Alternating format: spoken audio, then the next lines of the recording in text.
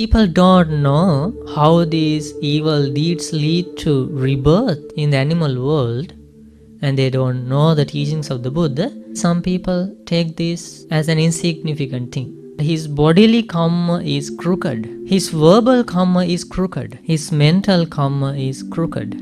He creeps along by body, speech, and mind. His rebirth is crooked. But for one with a crooked destination and crooked rebirth, I say there is one of two destinations. Either the exclusively painful hells or a species of creeping animal. That's why this sutta is named Sansappani Pariyaya Sutta, exposition of the Dhamma on creeping.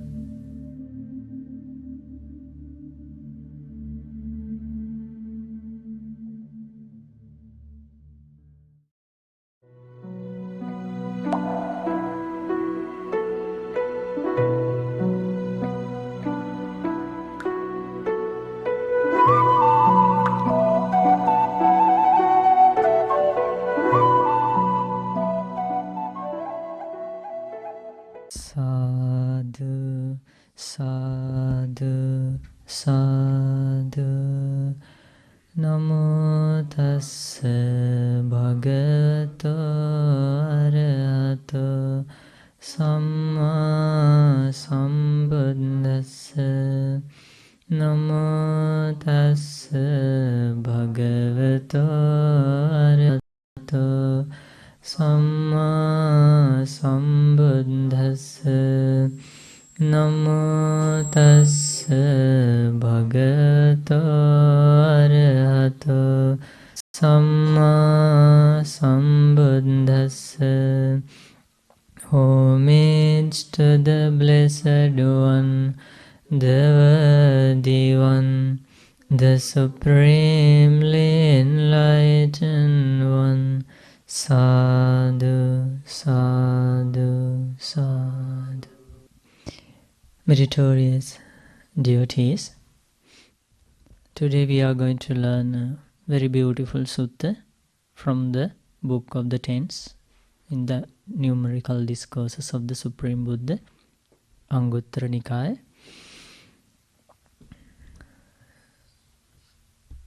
While the Blessed One was staying at Savatthi in Jeta's Grove, the Supreme Buddha, our great teacher, taught this beautiful Dhamma. Bhikkhus, I will teach you an exposition of the Dhamma on creeping. Listen and attend closely, I will speak. So the main theme of the Dhamma that the Blessed One is going to teach is about the exposition of the Dhamma on creeping. It is something like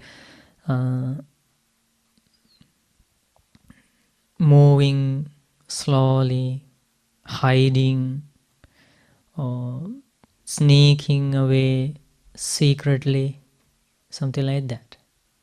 So, Dhamma about creeping. Then those Bhantes were very happy to listen to the words of the Supreme Buddha. And Supreme Buddha started off the beautiful Dhamma Desana. And what bhikkhus is that exposition of the Dhamma on creeping? Bhikkhus, beings are the owners of their karma, the heirs of their karma. They have karma as their origin, karma as their relative, karma as their resort. Whatever karma they do, good or bad, they are its heirs. So Supreme Buddha taught the Dhamma that one is the owner of one's actions, right? Karma means actions, bodily actions, verbal actions, and mental actions. Karma is their relative, karma is their resort, Whatever karma they do, good or bad, they are its heirs. That means they have to repay. If they do bad things, they have to repay. They have to experience suffering. So in this sutta, Supreme Buddha is going to teach us about bad karma and unhappy results, good karma and happy results. First, Supreme Buddha teaches us about bad karma and how people do bad deeds, and then how they are going to experience the result of their own bad deeds. In the first case, Supreme Buddha teaches, here someone destroys life.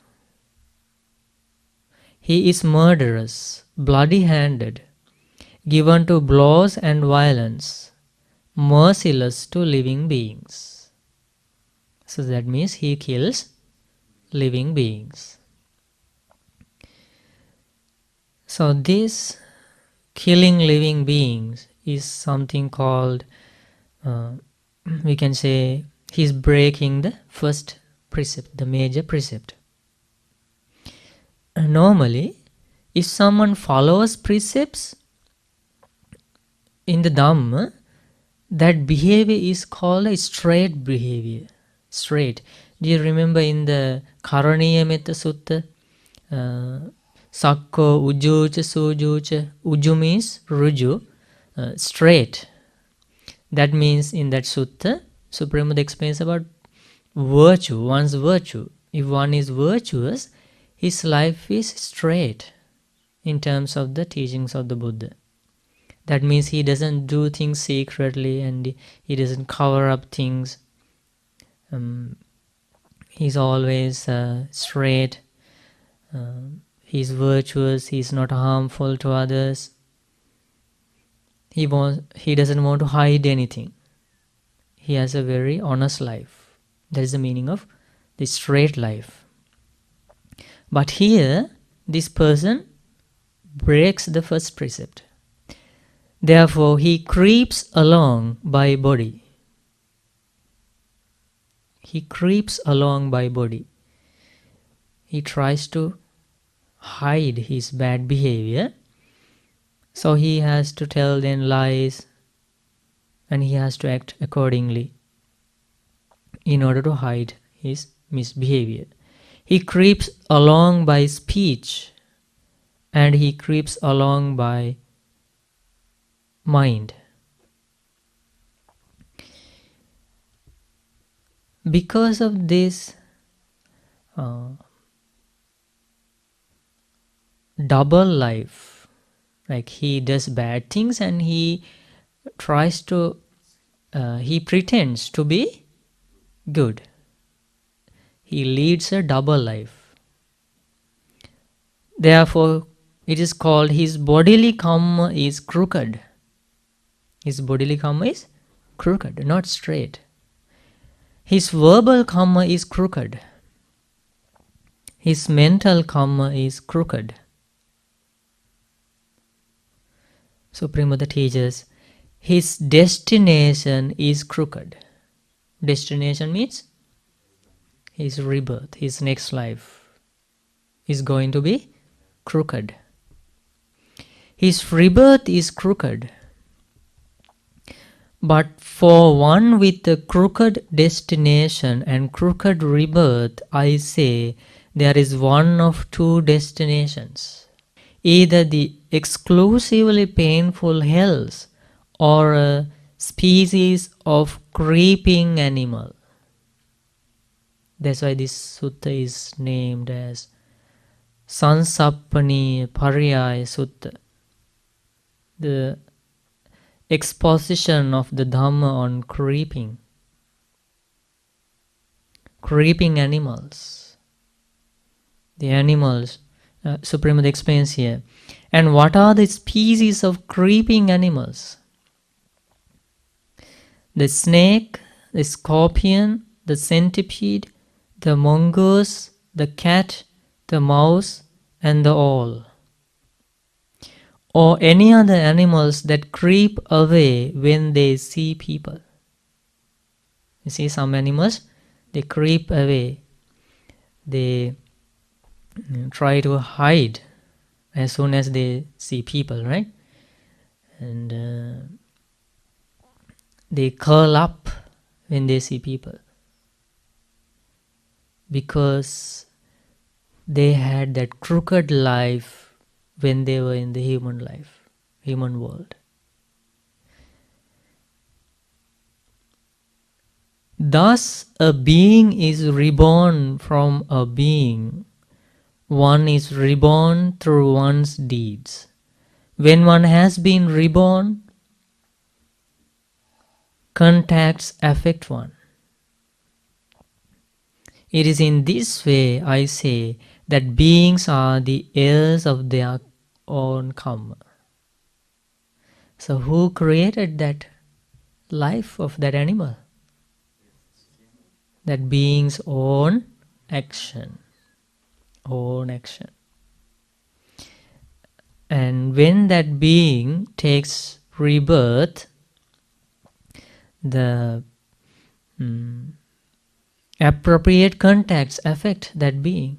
That means that being has to live a life due to that being's action. Actions were crooked. Bodily actions were crooked. Verbal actions were crooked. And mental actions were crooked. According to that action, now that being has to suffer. So this is something that we should think deeply. Normally, due to our ignorance, we don't see or we don't understand suffering as suffering.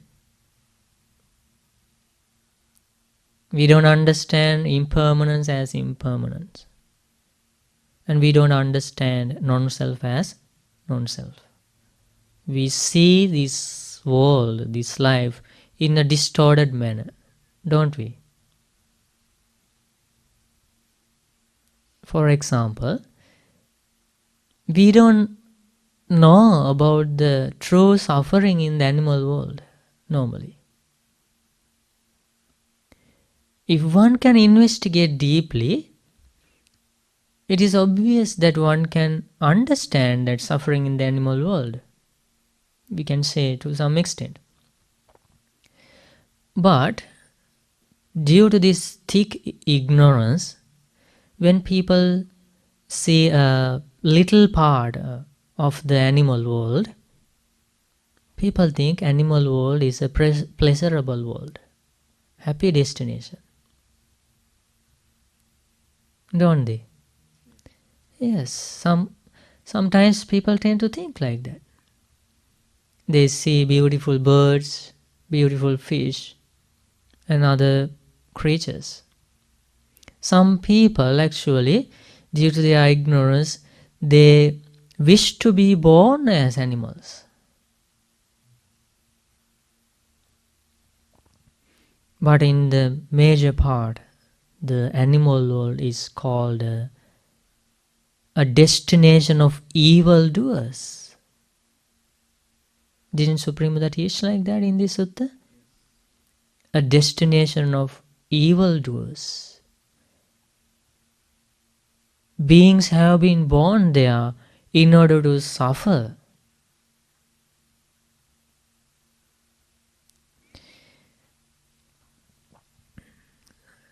Therefore, Supreme Buddha had to explain the suffering in hell in details, the suffering in the animal world in details, and the suffering in the ghost world in details, because people have this distorted perception,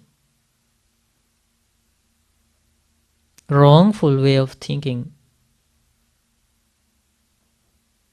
in regard to reality.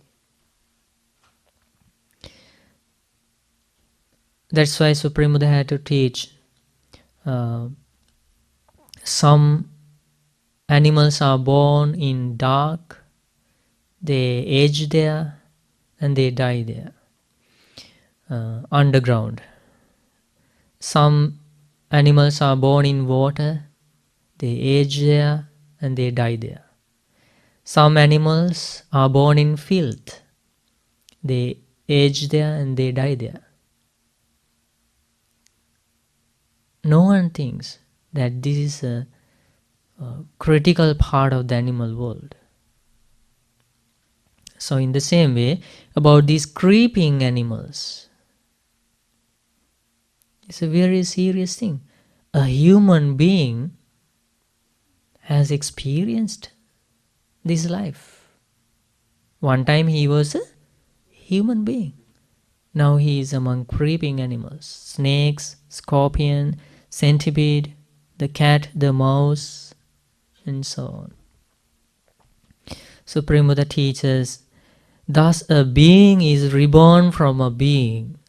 One is reborn through one's deeds. When one has been reborn, contacts affect one. It is in this way I say that beings are the heirs of their karma. They are the owners of their karma. Supreme Buddha teaches, here someone takes what is not given. He steals the wealth and property of others in the village or forest. So that is also considered a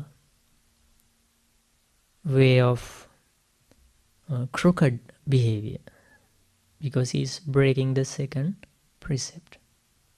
Stealing, right? Then Supreme Buddha teaches, he engages in sexual misconduct. He has sexual relations with women who are protected by their mother and father, brother, sister, or relatives, who are protected by their Dhamma, their religion, who have a husband whose violation entails a penalty, or even with one already engaged. One engages in sexual misconduct. And normally they do these bad things secretly, and they want to hide these things to the society. In that way, they creep along by body, speech, and mind. That's how they create their own future in this very life. Here someone speaks falsehood. If he is summoned to a council, to an assembly, to his relative's presence, to his guild, or to the court, and questioned as a witness thus, so good man, tell what you know. Then not knowing, he says, I know. Or knowing, he says, I do not know. Not seeing, he says, I see. Or seeing, he says, I do not see. Thus he deliberately speaks falsehood for his own ends, or for another's ends, or for some trifling worldly end, to gain something, to gain a profit. He tells lies. Now, since people don't know how these evil deeds lead to rebirth in the animal world, and they don't know the teachings of the Buddha, maybe some people take this as an insignificant thing. Very lightly. They take telling lies very lightly. Or this is just a simple thing. You have to tell lies when you live in the society. But consequences are going to be very dangerous and painful.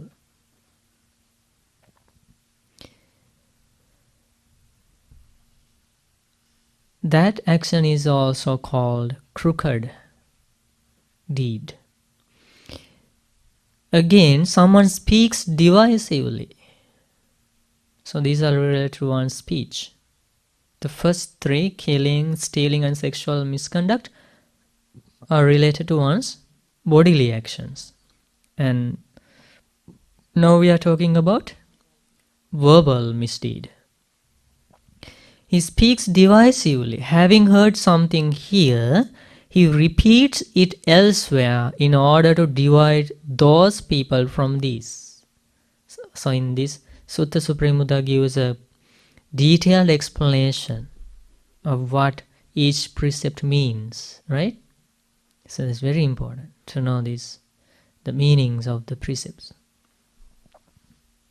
Or having heard something elsewhere, he repeats it to these people in order to divide them from those.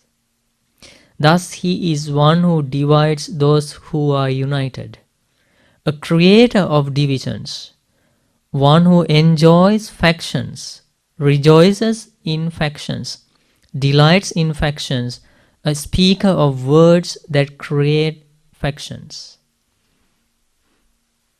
Or his words lead to disharmony and disunity among people. He breaks friendships. He has this intention of dividing united people. Families, husbands, wives. Don't people use their speech to do these things? If you think about common problems in the society, these may be the root causes. Verbal misconduct. Again, that is also called a crooked behavior. Supreme Buddha teaches further. Here someone speaks harshly. He utters such words as are rough, hard, hurtful to others, offensive to others, bordering on anger, unconducive to concentration. Harsh words. One speaks harsh words. Like these words give rise to quarrels and disputes among families, among groups of people, with inner hate and destroying one's mental peace. Again, this speech is also categorized under crooked speech. And there is one more related to speech. Supreme Buddha teaches, here someone indulges in idle chatter. He speaks at an improper time, speaks falsely, speaks what is unbeneficial, speaks contrary to the Dhamma and the discipline. At an improper time, he speaks such words as are worthless, unreasonable, rambling, and unbeneficial. So, think about this using of speech. One is not concerned of one's speech, so words are coming out of one's mouth without any control.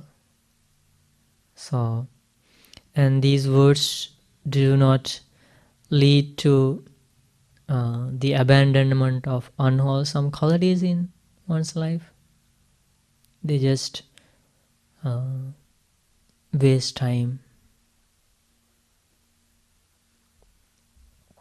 But normally people don't take these things seriously because they think these words are a part of one's life. This idle chatter. That is how this ordinary world is heading toward this very dangerous destiny. So these four types of verbal misconduct is also called as crooked speech. Leads to a crooked life. To be born in the animal world. Then Supreme Buddha explains about mental misconduct. There is a person, he is full of longing.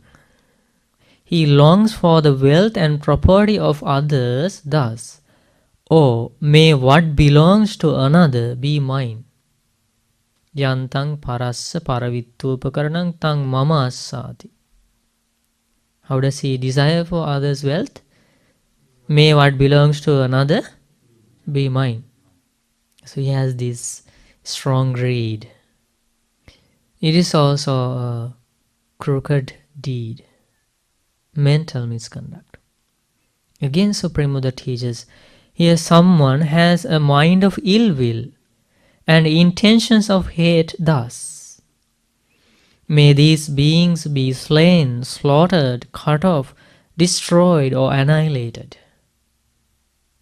He has these angry thoughts, hateful thoughts, mental misconduct, crooked way of thinking.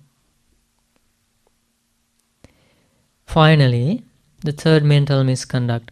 He holds wrong view and has an incorrect perspective thus. He holds wrong view, micchaditti. How does he hold the wrong view? He doesn't believe that they are a result of giving, practicing generosity. There is no result of following precepts. There is no result of paying homage to the noble ones, offering things to the Supreme Buddhas, Arahants and virtuous people. And he holds this view, wrong view, that there is no fruit or result of good and bad actions. You can do whatever you like. There is no this world, no other world. That means this is just a biological result. You didn't come to this world from another world, and you are not going to go to another world after death. Nothing will exist after death. He holds that wrong view. There is no mother, no father. That's another part of that wrong view. All beings are equal. The implication is that you don't collect demerit when you ill-treat your parents. Especially, and when you don't collect something called merit. You don't make good karma when you treat your parents well, in a good way. All beings are equal. There are no beings spontaneously reborn. That means people can see only 3 types of generations through this visible eye. Egg-born generation, womb-born generation, and moisture-born generation. Those are the generations that are related to the birth of beings. But there is one more. Some beings are born apart from those 3 generations. They are called spontaneous generation. Who are those beings? Hell beings, ghostly beings, and heavenly beings. Since ordinary people don't see these worlds, this person holds this wrong view that those worlds do not exist. And he holds this wrong view.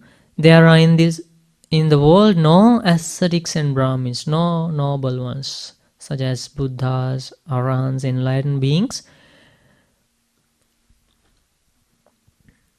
of right conduct and right practice, who, having realized this world and the other world for themselves, by direct knowledge make them known to others. There are no such enlightened beings in this world.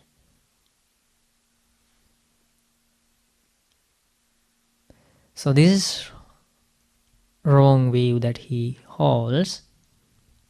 So Supreme Buddha teaches, this is how he creeps along by body, speech and mind. So what are these things that we were learning about? 10 unwholesome qualities. Dasa akusala dhamma. 10 unwholesome qualities. Do you remember we talked about 10 things. 3 types of bodily misconduct, 4 types of verbal misconduct, and 3 types of mental misconduct. Altogether, 10 unwholesome deeds.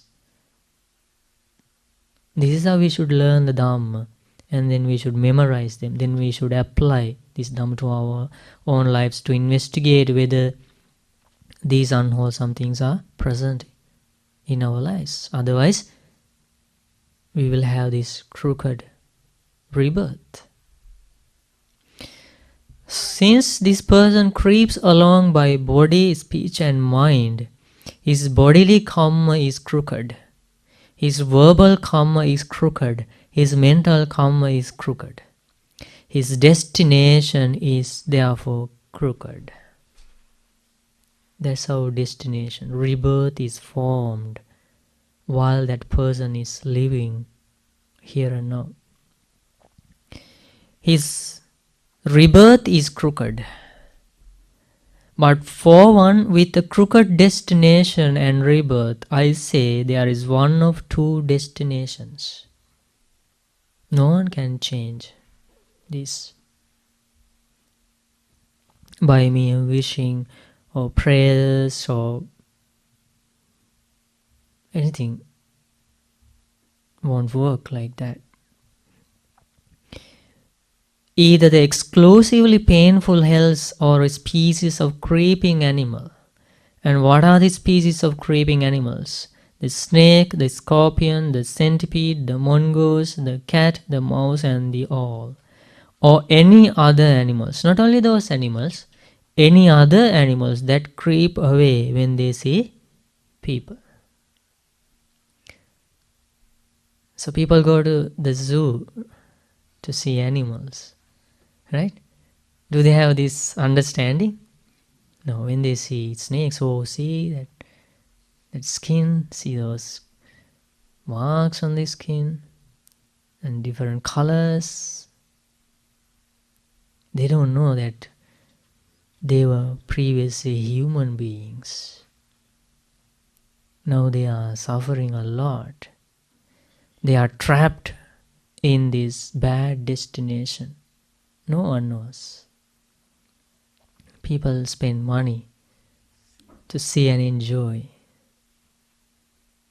That is ignorance. That's why it's very hard for people who don't know the teachings of the Buddha to escape from this samsara. Because if we don't understand suffering as suffering, who might try to escape from suffering? Because the animal world is called a bad destination. If you don't understand that the bad destination as it really is, we won't make an effort to escape from animal world. And then people's minds get established in that destination.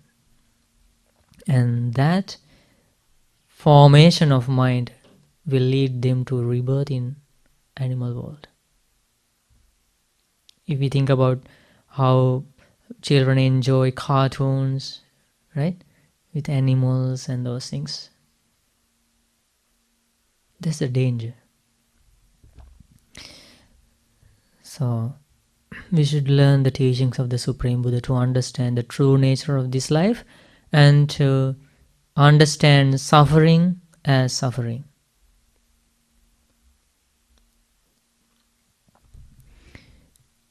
So Supreme Buddha taught the Dhamma like that. Thus, being is reborn from a being. One is reborn through one's deeds.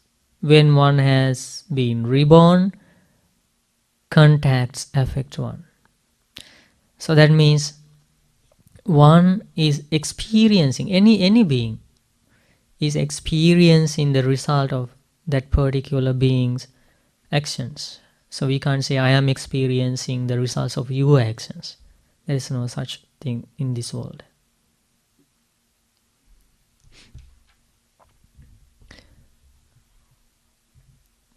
it is in this way I say that beings are the heirs of their karma. They are the owners of their own karma, own actions. So when Supreme Buddha teaches about the danger of these bad destinations, when the disciples listen to this Dhamma, so these things reinforce the Dhamma practice of the disciples. Why? Because still we have our ordinary way of thinking most of the times. We are not very well accustomed to the mindfulness which was shown by the Supreme Buddha.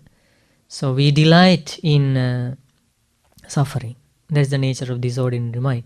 But again and again, when we listen to this suffering in this world, the true nature of this world, doesn't that support the disciples to think about this Dhamma practice seriously? Right? So, because beings are the owners of their karma, the heirs of their karma. They have karma as their origin, karma as their relative, karma as their resort. Whatever karma they do, good or bad, they are its heirs. It's a very important thing. When we do things by body, speech and mind, we should not forget that we are going to experience the results.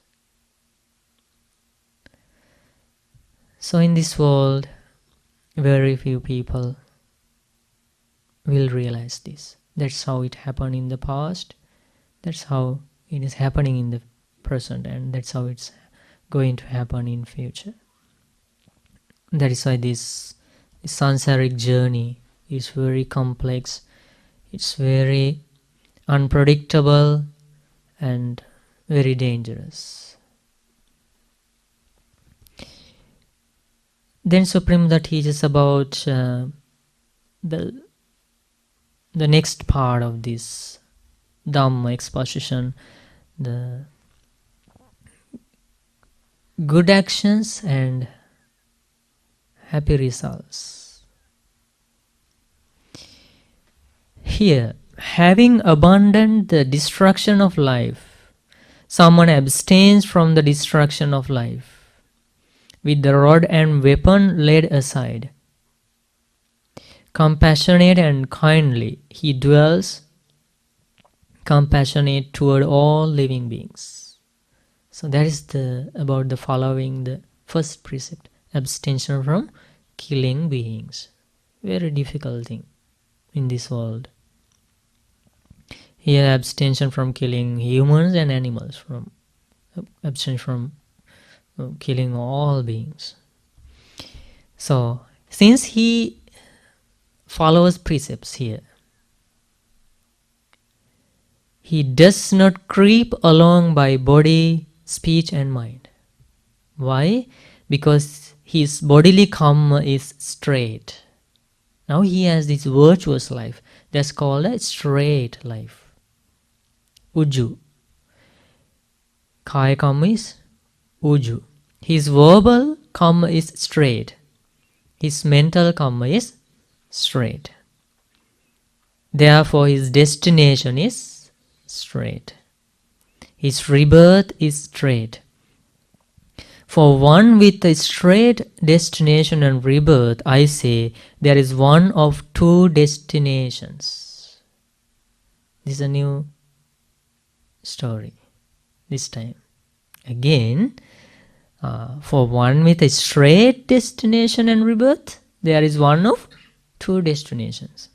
Either the exclusively pleasant heavens or eminent families in the human world, such as those of affluent kings, affluent Brahmins or affluent householders, families that are rich with great wealth and property, abundant gold and silver, abundant treasures and belongings, abundant wealth and grain. So this time, since he is virtuous, he doesn't creep along by body, speech and mind, he escapes from the dangerous hell and animal world, from creeping animals. Where does he take rebirth? He's reborn either in the exclusively pleasant heavens or in very rich families in the human world. Now where are we now in this time, in this life? We are in the human world. We are in the human world. And relatively, we have enough food, right? Clothing, housing, vehicles, and it's like wealth. But did we know that the reason why we have been born in this human world? We didn't know. How? Because in our previous lives, we have followed this precept, abstention from killing beings. We have done a difficult thing. But do humans know this? They don't know. So in this life, we have escaped from a great tragedy, temporary, due to our good deeds in previous lives. Because this is about our human life. Supreme explains here. One is reborn through one's deeds. When one has been reborn, contacts affect one. It is in this way I say that beings are the heirs of their karma. Again, if one experiences happy results, it is due to that person's good actions. There is no point of getting jealous and trying to harm or trying to destroy others' happiness. That won't work, because this is how cause and effect system functions. This is a very good meditation. Actually, it's called the Upekka meditation, equanimity, contemplation of equanimity. That means when someone thinks about the one is the owner of one's actions. I am the owner of my actions. If good things and bad things happen to my life, it is due to my own actions. If good things and bad things happen to others' lives, it is also due to their actions. See, that's very important to have an equanimous, balanced mind. Getting rid of defilements. Otherwise, when some people are suffering, some may get angry thinking about that some other people have given this suffering to that person. Sometimes such things happen. But if one is mindful at that time, no, that person is suffering, it is not because of others' actions. He deserves that suffering. When one thinks that, so that person who does that contemplation is able to maintain a mind that is free from anger. Otherwise, the other person gets angry, thinking about how unfair this world is. But he doesn't know that anger and bad things, defilements arise in his own mind. He doesn't know that. He doesn't see that. But Supreme Buddha has stopped that. When you see someone is suffering, if you get angry, if defilements arise in your mind, you lose here.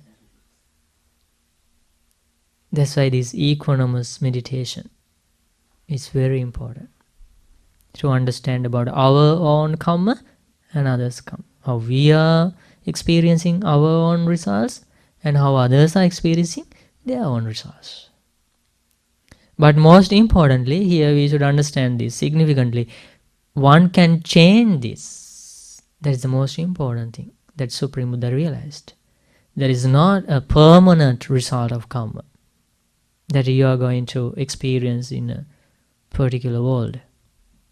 What is that significant discovery? One can change. You see, now same this painful thing happened to a human being in the first part of the sutta, but here again a human being has changed that destiny to escape from those bad destinations, right? So there is another important aspect of karma.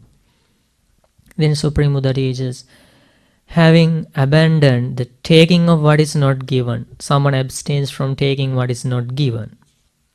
That is how he makes his bodily actions straight.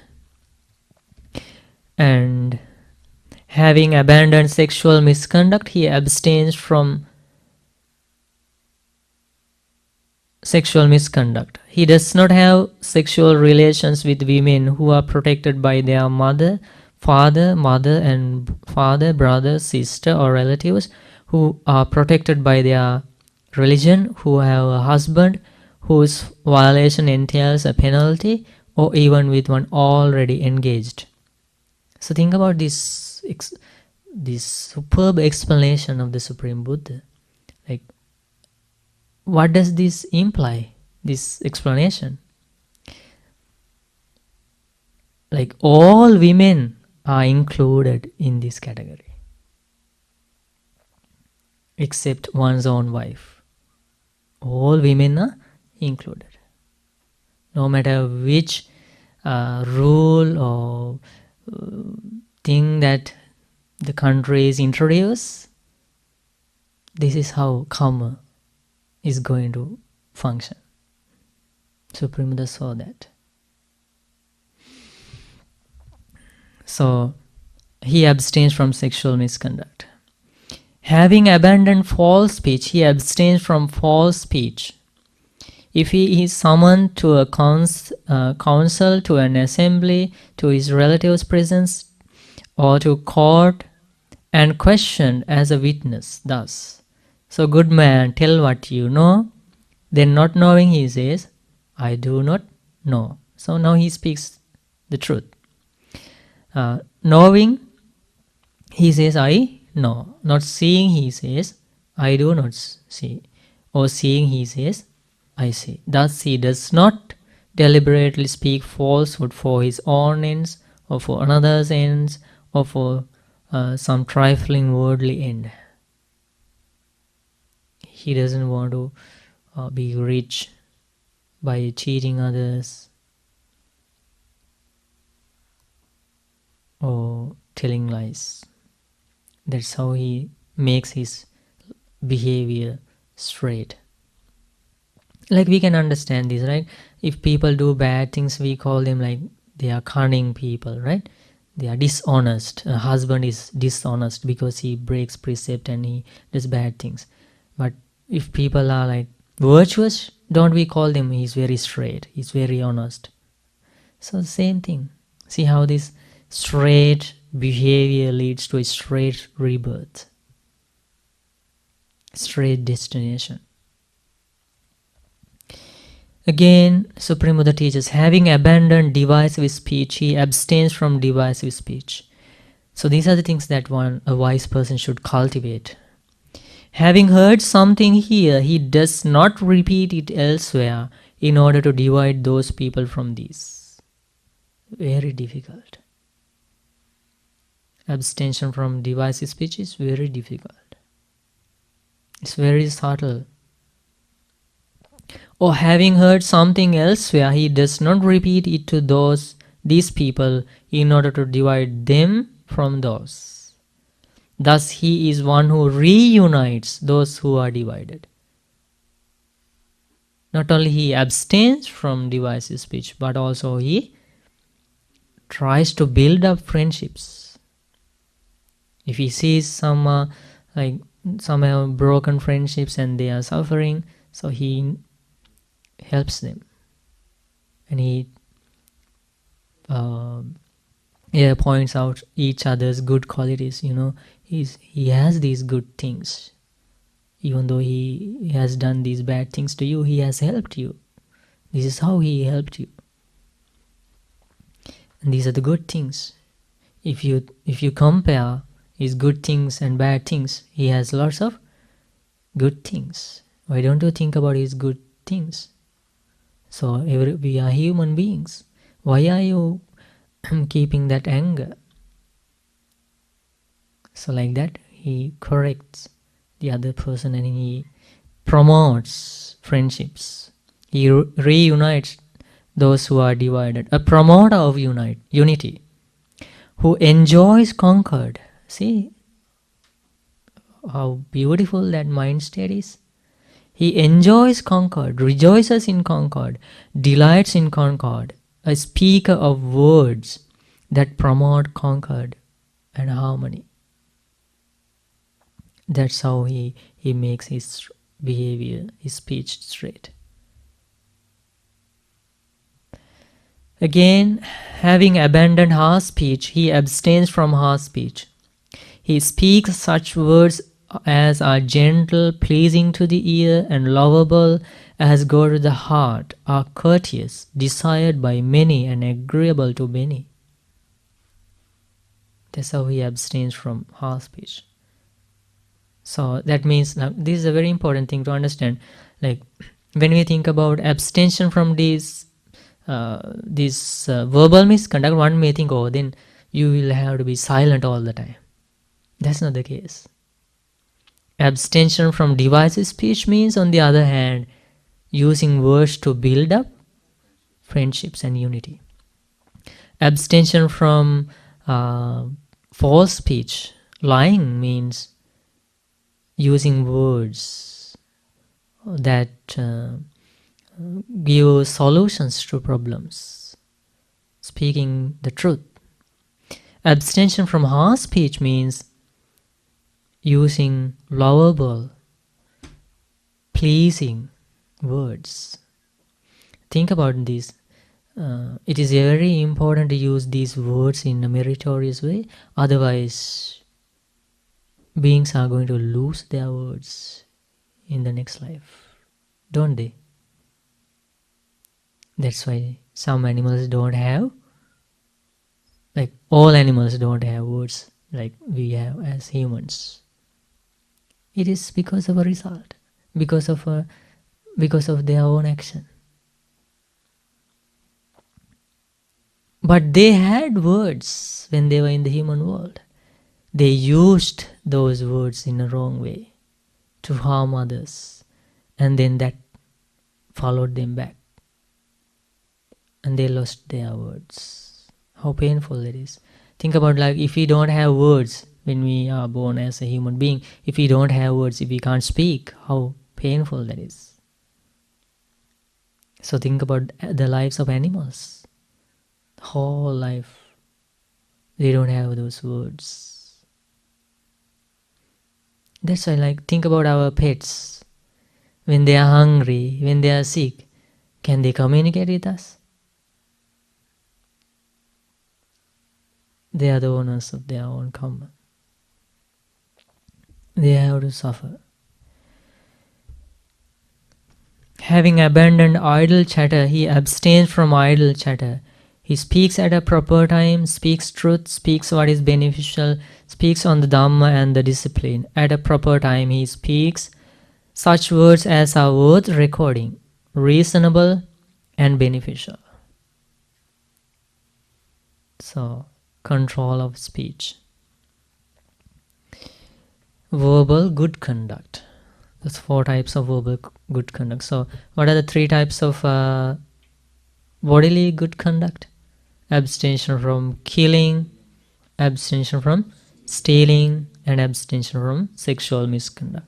What are the 4 types of verbal good conduct? Abstention from lying, abstention from divisive speech, abstention from harsh speech, and abstention from idle chatter. So when we think about abstention, we shouldn't forget the other part of that explanation. There is a positive or good side of the speech, right? And like, think about the first precept, the abstention from killing. it's not just abstention from killing. Here Supreme Buddha explains he is very kind and he dwells compassionate toward all living beings, spreading loving kindness to all. He's not just like a senseless, neutral person. He is cultivating these wholesome qualities. And when he abstains from divisive speech, he uses his words to build up friendships, reunited people. And he speaks very gentle, pleasing words, beneficial words. He's a very responsible, very good example for the world. In the same way, there are 3 types of mental good conduct which lead to a straight life. Supreme Buddha teaches here, he is without longing. He does not long for the wealth and property of others thus, or may what belongs to another be mine. He doesn't have that bad intention. So what is the danger of that strong greed and desire? Next, that person tries to destroy that other person in order to get those things. That is the danger of this excessive greed, the strong greed, longing. So he knows if others enjoy great wealth, it is due to their good karma. That's how he is wise. It's not jealous at others' wealth and happiness. He is of good will and his intentions are free of hate. Thus, may these beings live happily, free from enmity, affliction, and anxiety. May they be free from mental suffering. May they be free from physical suffering. May they live in peace. May they live happily. What is this? Yes, loving kindness, thoughts of loving kindness. He lives like this.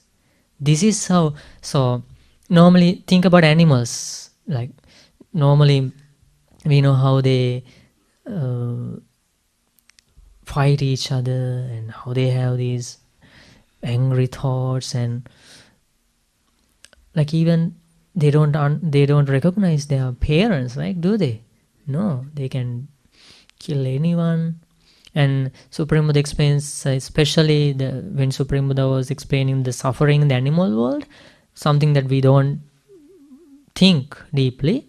Supreme Buddha teaches in the animal world there is this only suffering all the time. The stronger one always eats the weaker one. So the weaker one is always scared. Think about that when animals eat food. How do they eat? Do they have that peace and ease? No, all the time they're looking here and there because they have that fear. We don't see that, but Supreme Buddha saw that.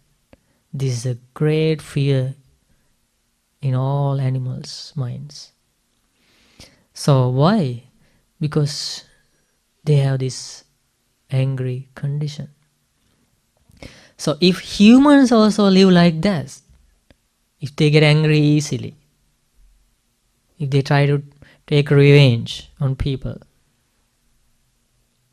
if they harbor hate, it is very obvious that crooked life will end up in a crooked place. So animals' life is created right here, right? In a human's mind. In the same way, heavenly life is created right here in human's mind. So that's why the divine abodes, the Brahma Vihara meditations, that means Brahma, the Brahma world, superior heavenly world, they have this mind of compassion, those Brahmas. Why? Because they went to that Brahma world. They were reborn in there because they practiced loving kindness, compassion, appreciative joy, and equanimity when they were humans. They said those meditations are called Brahma Vihara meditation, abidings of Brahma. So one has to work very hard to do these difficult things, to spread loving kindness, compassion to beings. Finally, the third type of mental good conduct, he holds right view and has a correct perspective. Thus, there is a result of giving and sharing. There is result of what is virtuous behavior, and there is result of offering things to the noble ones. There is fruit and result of good and bad actions. There is this world and the other world. There is mother and father. There are beings spontaneously reborn, and there are special, extraordinary, noble ones such as Buddhas and Arhants who penetrate the reality of this world and proclaim it to the world with their direct knowledge. So this is how he holds right view. Supreme Buddha explains,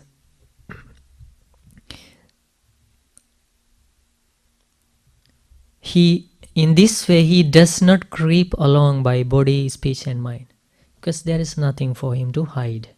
He has this honest life.